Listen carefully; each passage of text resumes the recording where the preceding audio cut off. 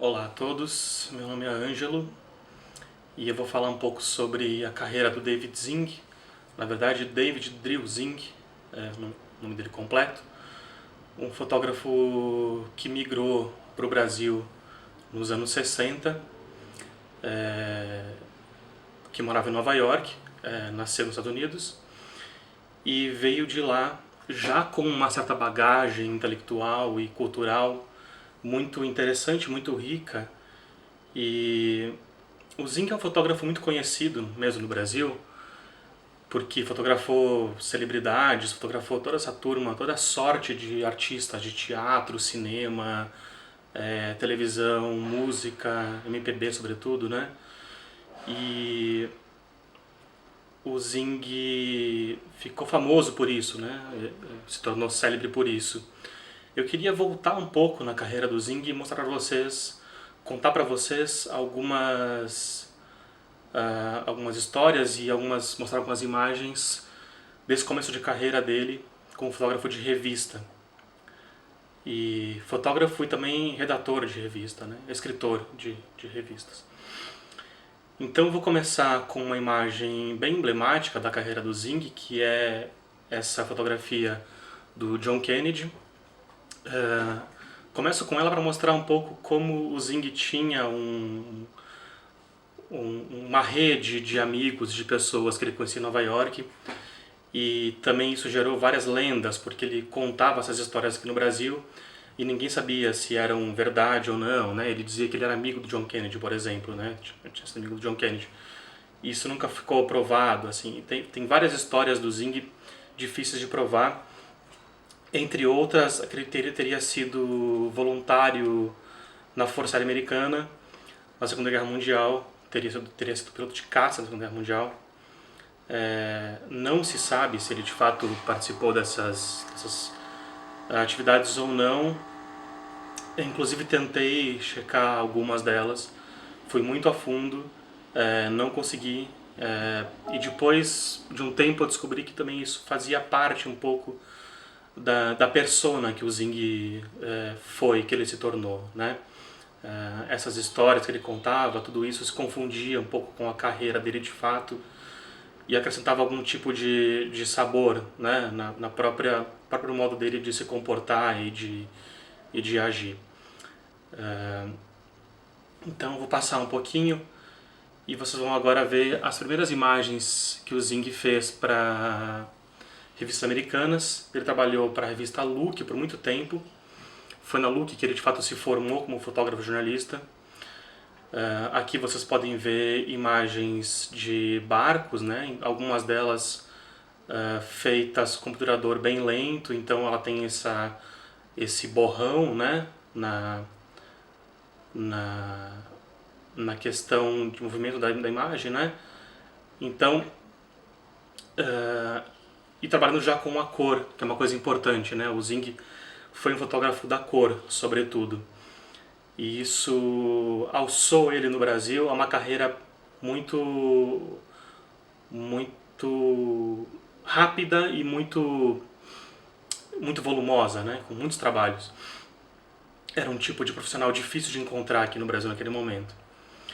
A outra imagem que vocês podem ver é da Sports Illustrated, onde aparece de novo o John Kennedy com a sua esposa. E como vocês podem ter percebido já, né, devem ter já notado, o Zing tinha uma preferência por temas náuticos, era uma coisa que ele gostava de fotografar. E foi assim que ele chegou no Brasil, inclusive. Ele chega no Brasil fazendo uma regata, cobrindo uma regata, que sai de Buenos Aires e chegou no Rio de Janeiro. Isso em 59.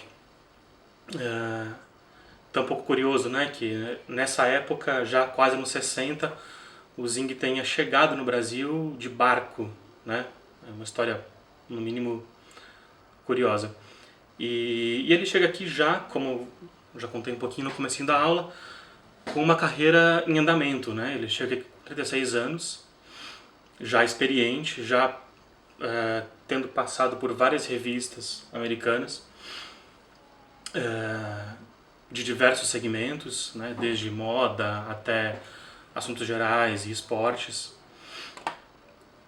Aqui vocês podem ver alguns cartões de migração do Zing e também conseguem perceber um pouco do que eu comento, que é essa persona que ele criou, né? O Zing era sempre visto de gravatinha borboleta, tanto assim em fotos oficiais quanto em eventos diversos, sejam eles festas luxuosas ou shows de rock, enfim, o Zing tinha essa vestimenta tradicional.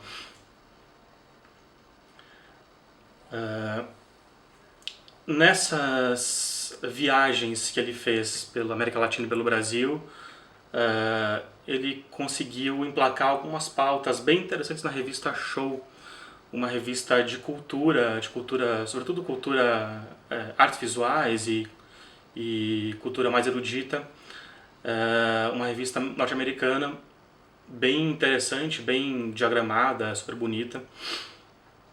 E para essa revista ele veio para o Brasil fazer uma cobertura sobre a Bossa Nova. E aí ele conhece o Tom Jobim, o João Gilberto e essa turma que orbitava esse circuito de shows da noite carioca, né? Da Zona Sul carioca, sobretudo. E ele se encanta por essa turma, ele se apaixona pelo Brasil, pelas pessoas, pelo clima, sobretudo por um clima de uma elite carioca naquele momento, né? Começo dos anos 60, muito ativa criativamente, né?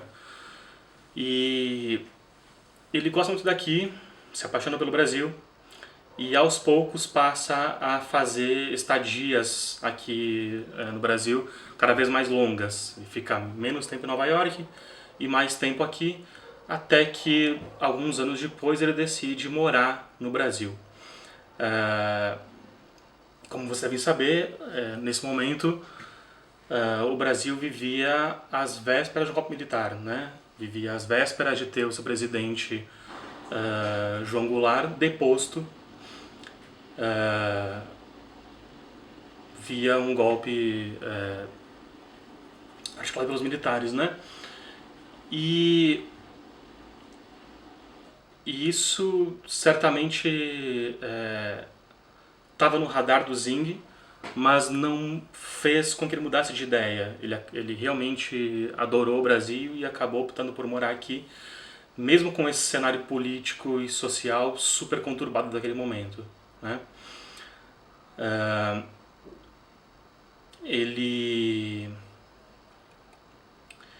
Ele fotografa no Brasil, então, e continua cobrindo pautas aqui e publicando em revistas internacionais.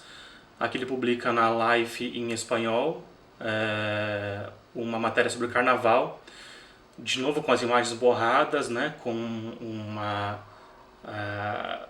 uma técnica que carregava na sensação da foto, né, e pouco preocupado com a descrição das imagens.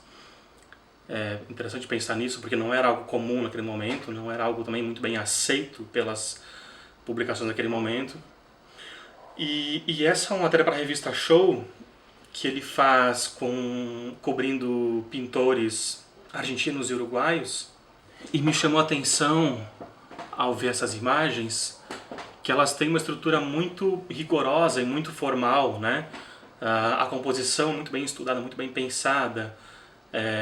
Você vê que cada pessoa, cada pintor, cada artista deles aparece bem na cena, né? Mesmo aqueles que estão lá no fundo, por exemplo, você consegue discernir as figuras humanas, uma imagem toda encaixada, toda cheia de esquemas e regras, né? De artes visuais mesmo. É legal mostrar isso porque isso comprova uma teoria de que o Zing tinha uma bagagem muito rica mesmo. E esse tipo de imagem não era, na verdade, nenhuma novidade, né, formal. Se a gente pegar alguns fotógrafos das revistas americanas da época, como Philip Haussmann, Arnold Newman, mesmo o Irving Penn, por exemplo, a gente encontra esse rigor formal em vários deles, né? e essas estruturas que eles criam nas imagens mais estáticas, como se fosse construindo mesmo a fotografia, né? Compondo parte por parte, pedaço por pedaço. O Zing conhecia certamente esses fotógrafos.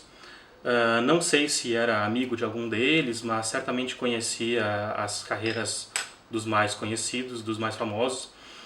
E ele absorveu isso nesse começo de carreira, e ele usou bastante os artifícios já muito comuns na fotografia norte-americana, né? Uma passagem curiosa do Zing é quando ele, para promover a revista Show, a matéria que ele fotografou sobre Bossa Nova, ele leva os músicos daqui para fazer um show no Carnegie Hall, em Nova York, um show que ficou para a história, né, da MPB, e um show que apresenta, um evento que apresenta os músicos da Bossa Nova para um público norte-americano, e isso faz a Bossa Nova explodir, né, fora do país. Inclusive também o Zing acompanha a gravação de um disco chamado Getz Gilberto, um disco conhecidíssimo, onde os músicos Stan Getz e o João Gilberto, além de outros, gravaram nessa passagem deles por Nova York. Essas fotos do disco são do Zing. Aqui no Brasil, já logo depois de encontrar um lugar para morar e estabelecer aqui, o Zing passa a fazer algumas pautas também um pouco diversas, não só de cultura. Entre elas, ele fotografa Brasília. Ele conta em entrevistas que ele acompanhou algumas vezes o Niemeyer indo do Rio para Brasília de carro, e ele fotografou o Niemeyer também diversas vezes. Essa é uma das imagens, acho uma imagem muito bonita, né? Da catedral em construção ainda. E agora eu vou me ater a dois ensaios que eu acho particularmente muito importantes do Zing. Um para a revista Manchete e um para a revista Realidade.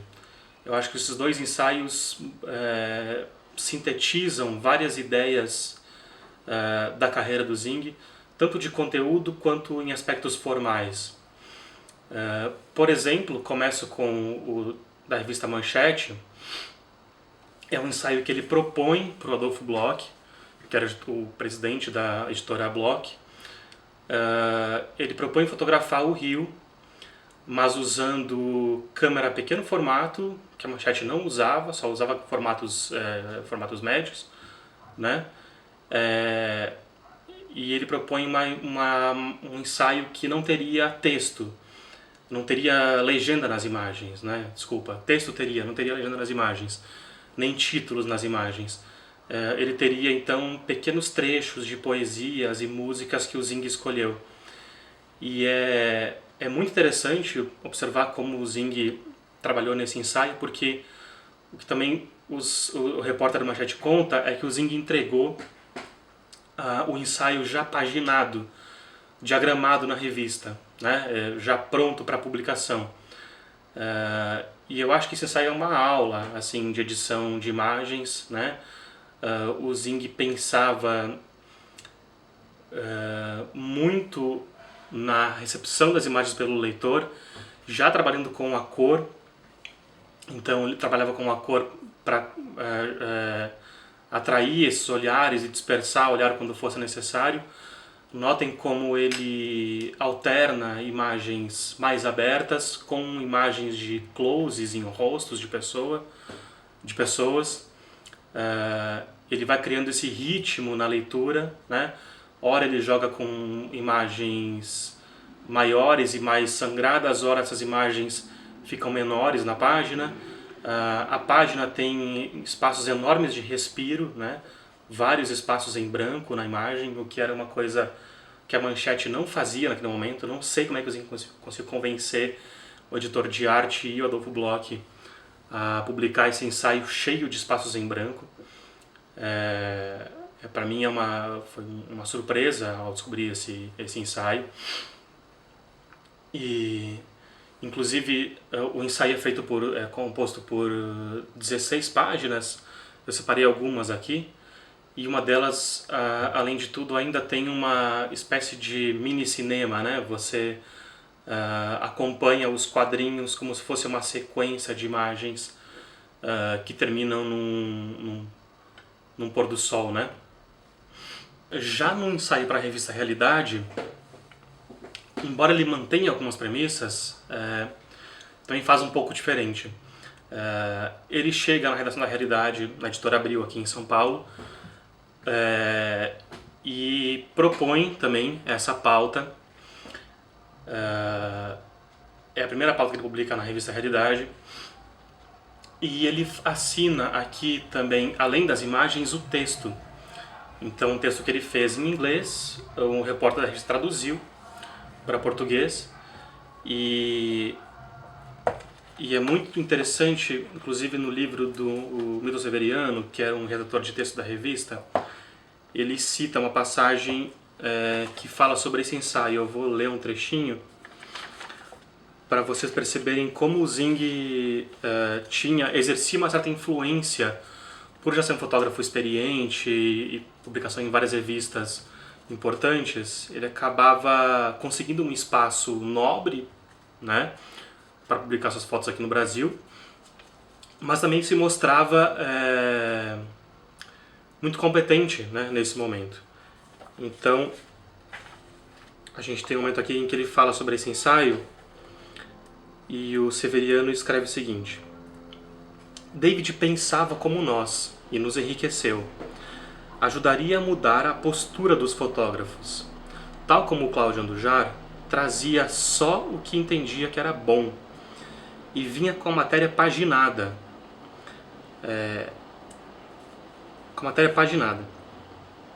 Como dizia Murilo, o editor de arte da revista, quem fez a reportagem é quem vê como vai ficar. O chefe de arte aperfeiçoa no diálogo. David deu a primeira aula número 6, um dos números mais interessantes da Realidade, da revista Realidade. Zing assinava o texto também. Lição de jornalismo e de vida. Bem feito é melhor que bem explicado. O editor se rendia. Se melhorar, estraga. O gringo trouxe fotos e textos inseparáveis. Quebrou a lei sagrada. Não há imagem sem legenda.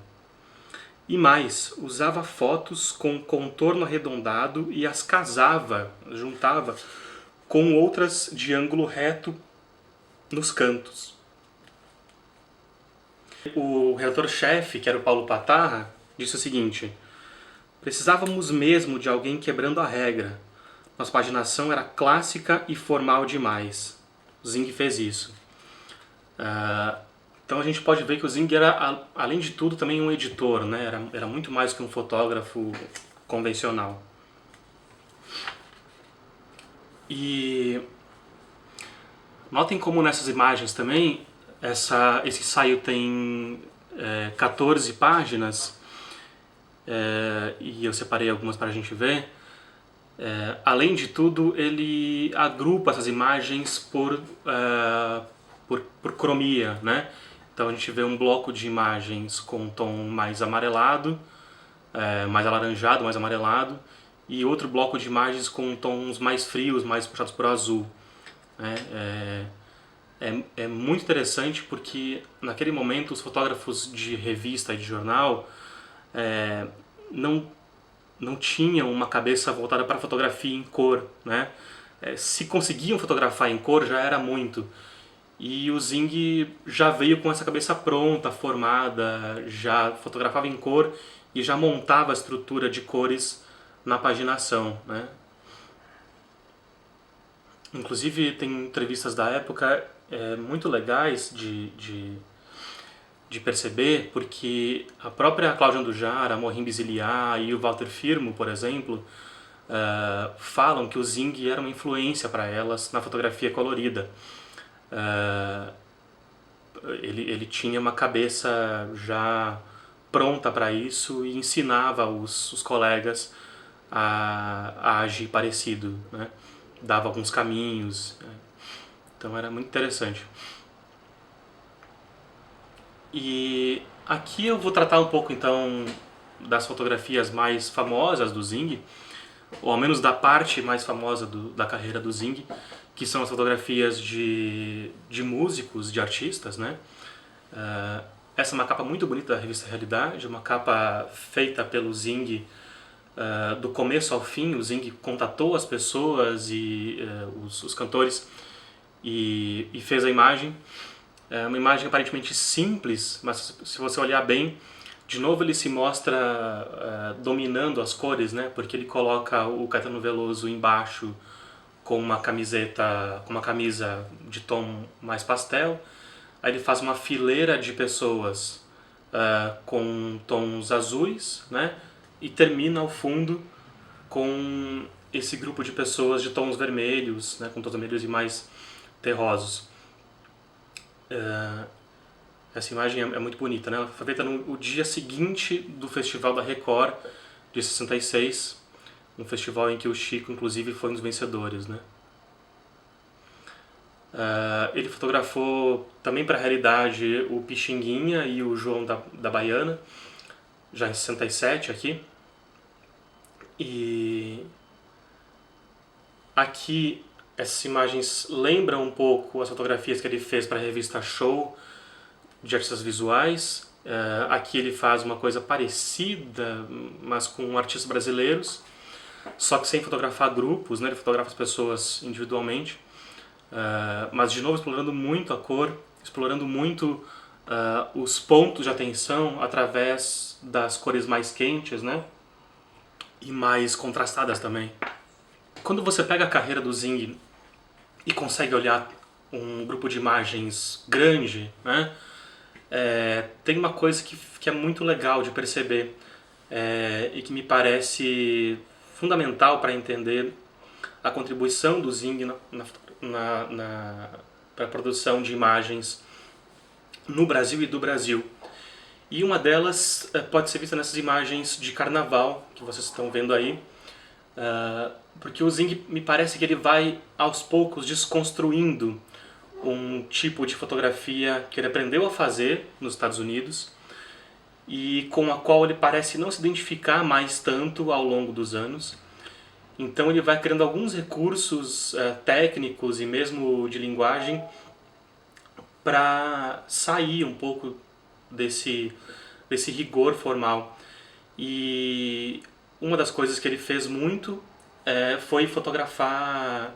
Ele levava lonas de caminhão para os espaços públicos, rua, enfim, onde fosse, e fazia uma espécie de estúdio informal improvisado, né? E essa lona é muito interessante porque ela não esconde nada, né? Você consegue ver que é uma lona. Ela tem inclusive umas partes em que fica mais dobrada, mais amassada, né? Não fica totalmente lisa como seria um fundo de estúdio. Você consegue ver as marcas no chão dessa lona, né? As marcas de pisada, de pés das pessoas. Então a sujeira aparece. Algumas pessoas que eu conversei nesse caminho da pesquisa sobre o Zing me contaram que tem a impressão de que ele ficou mais desleixado ao longo do tempo. Eu não tenho certeza se isso é verdade, assim. Me parece que ele ficou mais despojado, que ele ficou mais solto e menos preocupado com algumas questões estéticas que não faziam mais sentido nos anos 70, mesmo nos anos 60, né? Eu acho que é uma coisa muito interessante do Zing e me parece muito intencional. Caminhando já para o fim, eu vou mostrar rapidinho algumas outras áreas que o Zing explorou, mesmo como mercado da fotografia, e que eu acho que são interessantes também. Por exemplo, ele fez várias capas de CDs, várias capas de álbuns, né, de vinis na época, né, para músicos hoje consagrados, né, e bem próximos a ele, eram amigos pessoais, inclusive, alguns deles. A gente pode ver aqui o Gilberto Gil, o Chico Buarque e o Caetano Veloso, né? A capa em cima e embaixo a imagem inteira, né? Que o Zing fez. Ele também, ao longo do tempo, explorou um outro mercado, um mercado bem interessante comercialmente, que era o de fotografia aérea. Ele comprou equipamento específico para isso, fez vários testes, encontrou as soluções adequadas e ele conseguiu um espaço interessante, né? Ele fotografou para várias agências de turismo, para secretarias de turismo de cidades, de governo de estado, companhias aéreas, toda uma sorte de empresas e órgãos que tinham interesse nesse tipo de foto, de novo colorida, né? Sempre com a cor. E o Zing explorou isso muito. O acervo do Zing tem muita imagem aérea. É um compilado interessantíssimo de Brasil daquele momento.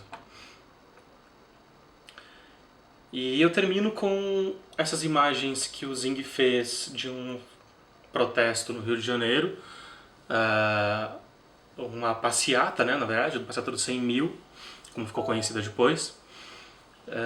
E essas imagens da passeata tem muito do Zing, porque elas fazem uma cobertura jornalística do fato, como o Zing eventualmente fazia, como repórter fotográfico que ele era, mas ele volta as suas lentes para a turma dele, né? Para aquelas pessoas que ele conhecia, que eram próximas a ele e que estavam no protesto. Então a gente tem um detalhe de novo com o Gilberto Gil ali em primeiro plano, né? E por fim, essa imagem onde muitos artistas aparecem, incluindo o Renato Borg e o Zé Celso, que fundaram o Teatro Oficina. Eles aparecem aqui quase ao meio, ao centro, um pouco para baixo, apontando para o Zing e rindo, né? Então, isso é um pouco não, isso é bem a carreira do Zing, né? É uma carreira que mistura uma fotografia afetiva, uma fotografia de um circuito qual ele frequentava, do qual ele fazia parte, inclusive, e uma cobertura jornalística dos fatos, eventualmente quando isso era algo que lhe interessava, né?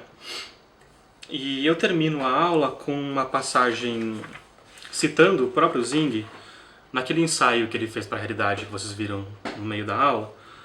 O Zing escreveu o texto e numa altura do texto ele fala o seguinte: não sei como aconteceu, mas de repente o Brasil se transformou para mim no país mais cheio de vida.